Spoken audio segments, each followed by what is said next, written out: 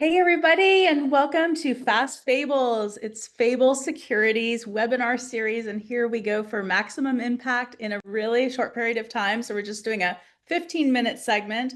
If you have questions, definitely put them in the chat, and we will respond with an FAQ at the end. We're not going to take questions because we want to keep it super short, as our design requirements recommend. So here we go. Let's welcome our guests today, and I am super excited. Well, first of all, we have our CEO, Nicole Jiang, and we're very excited to have her. And of course, I'm Jamie Barnett. I'm our Chief Customer Officer. But the real payload today is our special guest, and that's JD Whitlock. And he is the CIO at Dayton Children's Hospital, where he is responsible for infrastructure and operations, data services, cybersecurity, the PMO, take a deep breath, and the organization's ERP and EHR systems, and they're all supporting an $800 million pediatric health system. So welcome, JD, and thank you for joining us. Pleasure to be here. Yeah, and we're going to do a little icebreaker, even though we're on the clock. It's important to get to know you. And so here is our question. If attackers had to phish you and, kind of like, what are you a sucker for? What would they be successful at? What would that be? Oh, that's a great cyber icebreaker question. Okay, so I have this weird hobby I play wiffle ball every Saturday with a bunch of other guys on a elementary school blacktop where we draw a chalk line on the brick wall for the strike zone, and we hit plastic balls with plastic bats, which is a somewhat odd hobby maybe, but it is I'm like fascinated by that a little bit. And there's like, YouTube channels of people doing crazy wiffle ball stuff. So if you could probably hook me with a good wiffle ball fish. Oh my God, you're deep in the wiffle ball rabbit hole. That's right, exactly. That's awesome. I like that. Well, great. Well, thank you for that. And let's move into our regular schedule here. Maybe Nicole, you can give us a little bit of a outline of what we're announcing today. Absolutely. So, hi everyone. I'm super excited to announce our executive-ready human risk reporting. How do I even start? This is something that we've been working for a long time, all the way from understanding employee data integrations to piping up this into a readable, explainable, actionable human risk score. Starting from the top, there's really 6 things to it. Number 1 is we now give you guys ways to understand, explain human risk score as the enterprise, as business units, as your organization, all the way down to individuals. We break these risk scores down, so it's not just one single score, but across authentication, awareness phishing, device usage, data application, and also AI usage, which is very top of mind for a lot of folks here. It's not about just the data, but it's also how we go about identifying and mitigating risky behavior. So the third box here is ways where Fable can derive hyper-personalized interventions to mitigate behaviors that you care in the organization. Now, let's talk about what are factors that actually matter. It's one thing to understand your system internal risks. It's also another to understand what's out there. So tying emerging threats, right? Whether it's a hospital, healthcare system, whether it's financial institution, we deal with very different emerging threats coming from the wild. And we want to make sure organizations, teams are prepared in their own unique way to defend, tying that into the risk score.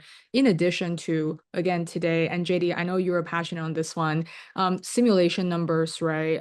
Click rates, reporting rate, it shouldn't be the only metric. We want to give broader visibility on how employees might be impacted across different types of social engineering, smishing, deepfake, vishing, job scams, fake employees, so on and so forth. All of these don't matter unless we can drive outcome, which JD, I know something that we talked about and you're very passionate about. This is where it really ties back into Fable's way to derive hyper target interventions, which I'll demo in just a second. But this is our overarching release I'm really excited about, starting with the human risk scores. Jamie, it's all right with you. I'm going to go ahead and share my screen. So I want to show you a really quick demo of our product and how all these tie together. So instead of seeing slides, here's actually our actual executive report. Top line, really quickly, mitigating behaviors, number of risky behavior identified. We can drop on identifying repeat offenders, not just today, but how that trends in the last 30 days. People are moving, and we want to keep the data moving and continuous.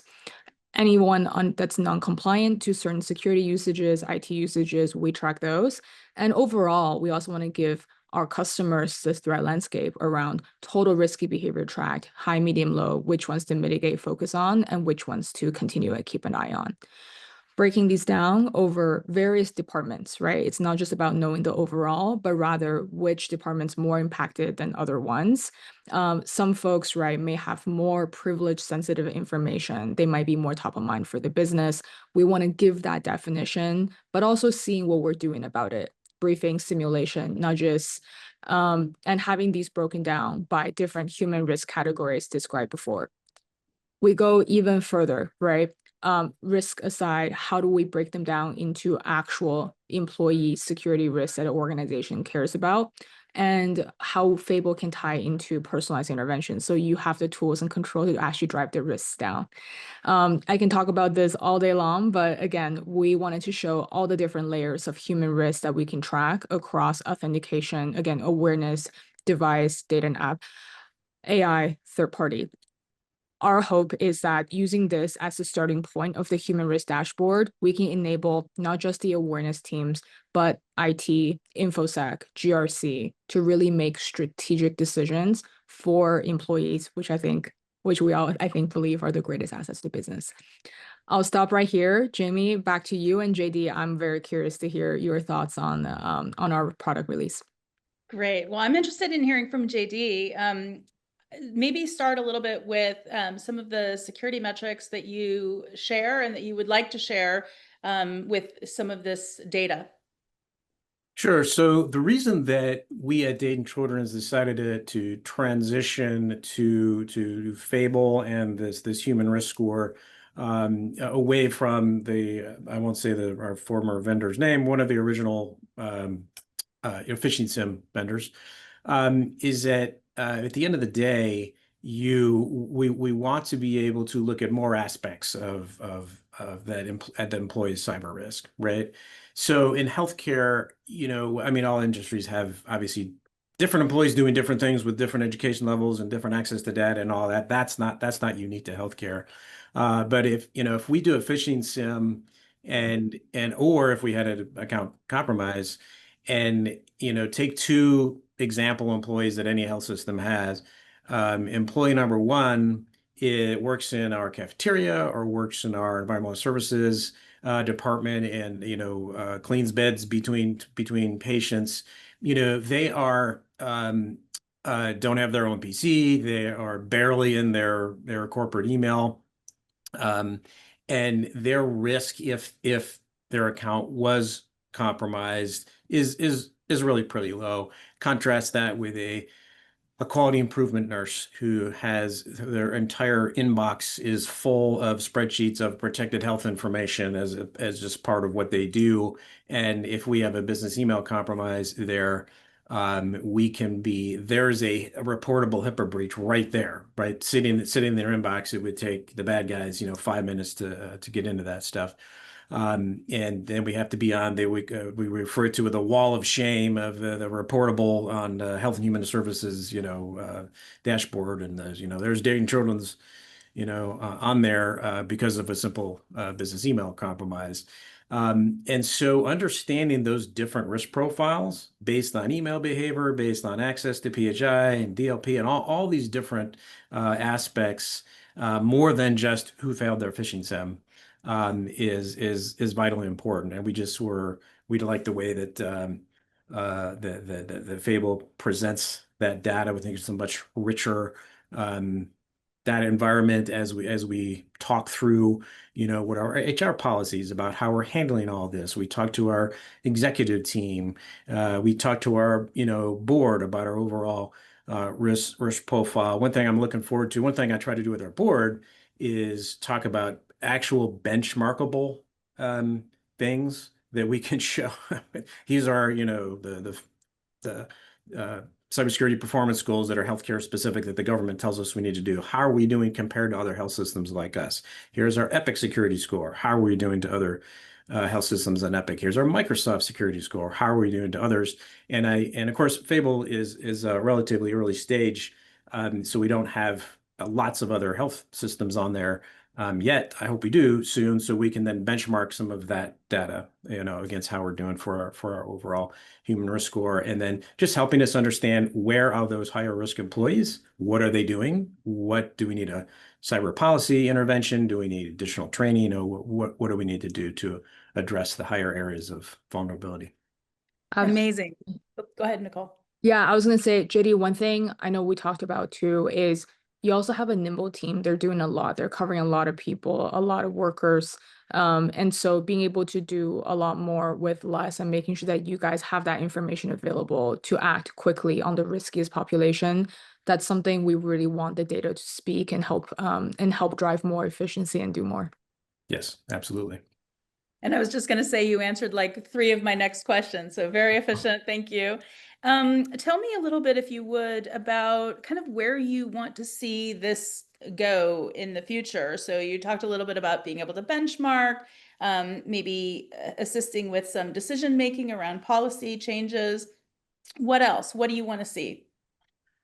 Sure. Something else that really attracted us to the Fable Security platform was like every vendor is trying to do more with generative AI, right? But your ability to embed some deep fakes into some of the sims, and also really quickly turn around sort of personalized training videos with your avatar. If you get that email, oh no, some other cyber thing I have to look at, right? And it addresses you by name, and it's got a little avatar telling you, what's the, hey, our neighbor health system, got ransomware, and this is a real example, unfortunately. And we had actually I won't go into the details. We had some reason to suspect that there maybe have been some regional targeting going on based on a local event. And so that was a really good time to get something out fast, and your tools really help with that. And once again, with a small team, I can't produce that kind of training content myself. So that was something else that really attracted us to the platform. That's really helpful. Thank you so much. Well, I am going to give everybody their time back. This is Fast Fables, and our goal is to be very brief. So thank you so much. Thanks to our speakers. Nicole, thank you. And JD Whitlock, especially to you. Thank you very much for being here today. Thanks, everyone. And feel free to reach out if we can be helpful on this or anything else. Thank you so much. Take care.